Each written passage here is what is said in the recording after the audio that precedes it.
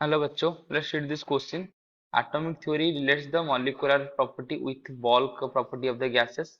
According to kinetic theory, the intermolecular forces are negligible. According to kinetic theory, the gases consist of rapidly moving atom. तो ये तीनों में कौन सही है हमको उसको बताना है. इसके लिए जो की कंसेप्ट है, तो की कंसेप्ट क्या है कि जो एटॉमिक थ्योरी है, तो एटॉमिक थ्योरी क्या बोलता है कि जो मैटर है वो किससे बना है, एटम से बना है.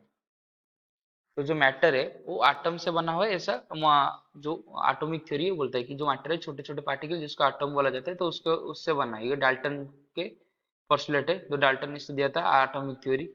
तो एटॉमिक थ्योरी बस ये बोलता है कि जो मैटर है वो एटम से बना हुआ है, लेकिन वो कुछ मॉलिक्यूलर प्रॉपर्टी के को बल्क प्रॉपर्टी के साथ रिलेट नहीं करता, इसलिए ऑप्शन वन तो रंग हो गया. और काइनेटिक थ्योरी का अजम्पशन हमको पता है कि काइनेटिक थ्योरी में जो अजम्पशन होता है,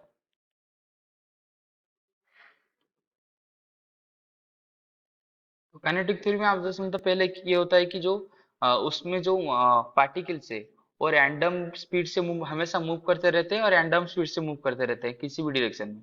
इसकी वजह से option three kinetic theory consist of rapidly moving atom, ये सही है. ये इसका अजम्पशन है. और दूसरी भी जो अजम्पशन में हमने लिया था एटॉमिक थ्योरी में कि जो मासेस है और वो नेग्लिजिबल है, और the intermolecular forces also negligible. तो जो इंटरमॉलिक्यूलर फोर्सेस हैं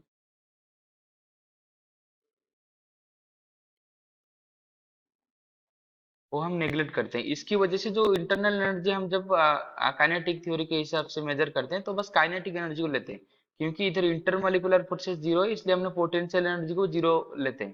तो इसकी वजह से ऑप्शन टू भी करेक्ट है. यानी कि जो सही आंसर होगा option one and option two and three. So option C, two and three are correct. Option C is the right answer. I hope you have understood this question. Best of luck.